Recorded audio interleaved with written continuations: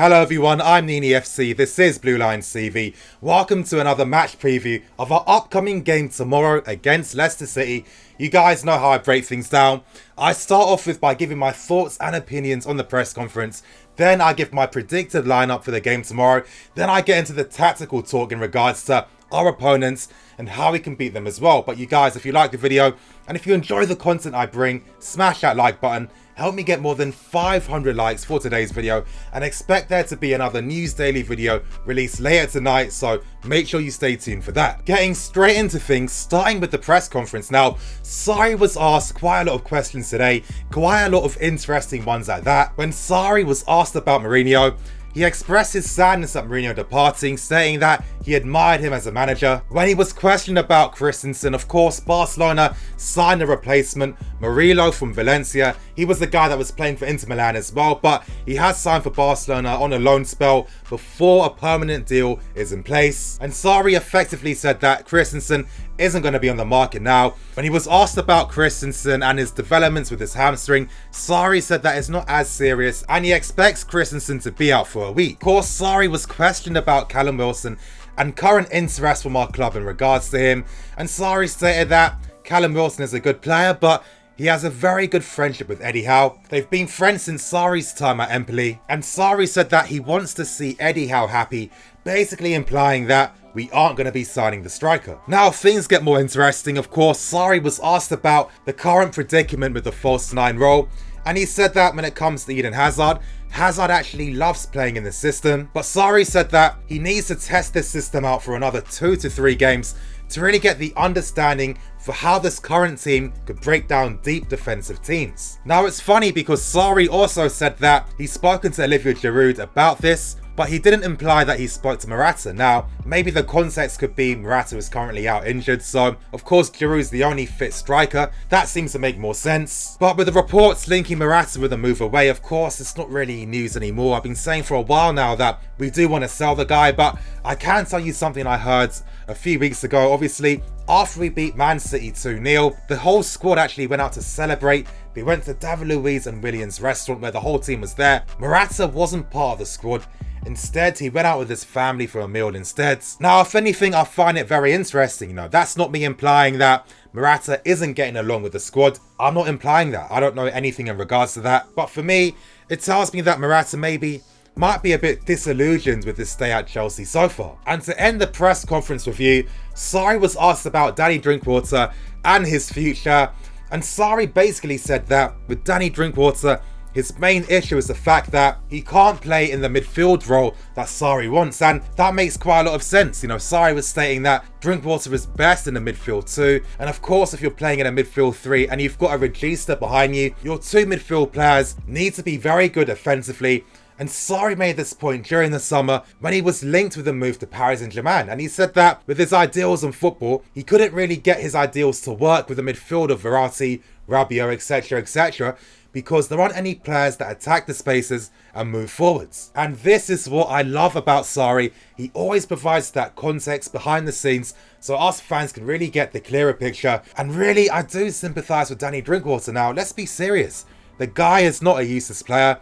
I felt that when Leicester City won the league, he was very underrated. He's a very good player in his role, but realistically, for him to get game time, he can only get game time playing as a regista. But we've got Cesc and we've got Jorginho, so effectively he can't get any game time. And if anything, it's really just another L for our board, because this constant mismanagement behind the scenes over the years, it leads to signings like Danny Drinkwater. You're spending like 35 million for the player. He barely plays. He's collecting his wages for nothing. Hopefully, we never make another misinformed signing like Danny Drinkwater. Now moving straight into the predicted lineup part of this video, and I'm expecting there to be a few changes. Something tells me that we're going to see a strikerless front 3 again tomorrow, and something tells me that Sarri is going to persist with using Alonso in the game tomorrow. I think that when he used Emerson against Bournemouth, he wanted to test the player against a much tougher opposition. Hopefully, I'm hoping that Sarri is going to use Emerson, but I just have a hunch that he is going to use Marcos Alonso. Now, because I think we are going to use a strikerless front 3, something tells me that we might see Cover play instead of Ruben as a number 8. Now in my opinion, I would love to see Ruben playing as that number 8, because when Eden is dropping deep into the holes between the lines, imagine what Ruben can do with that space created for him to carry the ball, to attack the spaces, and to really push forwards. That's what he's really good at. He is very good at arriving late into the box. But I'm thinking that for the sake of balance, Sarri might decide to start with Cover, because with Cover, he's our best number 8 when it comes to defending off the ball and pressing, and I can imagine that Sarri wants to keep that balance. Now, moving straight into the tactical part of this video, starting with our opponents, Leicester. How exactly do they play? What can we look out for? What are their strengths and their weaknesses? Now, I feel that Leicester's game against Man City, where they lost 3-1 on penalties, is going to give us a very good indication in terms of their tactical approach for the game tomorrow. Now, with Claude Puel, he likes his team to set up in a 4-2-3-1, where off the ball, they do revert to a 4-5-1 to really pack the midfield. They like to use a low to mid block, and when they defend off the ball as well, they have a few similarities to Tottenham in the sense that they do like to press and harry their opponents to specific areas of the pitch. For example, if the ball's down the left hand side, expect Leicester to press heavily down the left, and once possession's won, quickly start a counter-attack down the opposite flank. Now, they do like to keep the ball a bit, they do like to keep possession, but of course, playing against the big teams, they do tend to use a more counter-attacking approach. But it's when it comes to their counter-attacks is where things become a lot more difficult for Leicester. Now, Jamie Vardy came out today stating that he is struggling a bit because his game doesn't necessarily suit playing for possession teams. Now, of course, there's some context. Do I think that it would be the same case for him at Chelsea? Not necessarily. I think that with how we play, I think it would suit him more. There's a reason as to why Leicester are struggling to really score goals this season, and that all stems from their wide play. Now, of course, when they attack, they use a 4-2-3-1, but Claude likes his wingers to push infields to create those central overloads. But the main issue they have is that they have no one to link up with. Now, Maddison has been very good for Leicester so far, but he's kind of isolated by himself. You know, if you've got Jamie Vardy in front of you, don't expect this guy to link up the play. His game is naturally to get in behind, run the channels, and get on the end of long through balls. Now, if you're a Leicester winger, they're not naturally the best individually. That's one thing against them. But when you have limited options in the final third, what can you really do? Now, what teams tend to do in the modern game now is to use a 4-3-3, because when you have inside forwards that push inside, it's nice for them to have two options. Now, with Leicester, if you only have Maddison occupying the central positions, it makes it very easy for him to get marks out of the game. Now, the benefit that inside forwards have when they have midfield options is the fact that, let's say the guy on the left and the guy on the right have a passing option in that midfield player on the left and that midfield player on the right. Now, you might be thinking, Nini, why don't Leicester just use Iniacho? And at times it does work. You know, with Iniacho, his link-up play is better. He's a fox in the box, but with him, his defensive game is very poor, his pressing is very poor, and he doesn't really lead the line as much. And it does get you thinking, do Leicester really need to use two defensive midfield players? It seems like overkill in my opinion, and I think that if you use two DMs, you have to play a counter-attacking game playing towards the strengths of Jamie Vardy. But it seems like currently with Leicester,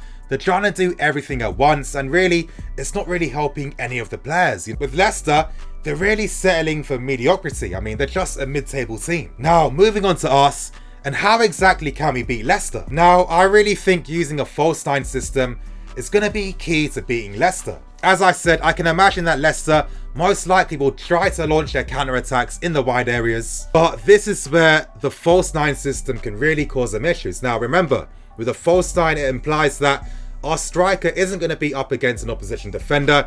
It's going to be our front three between the lines. And think about that numerical overload in that central area.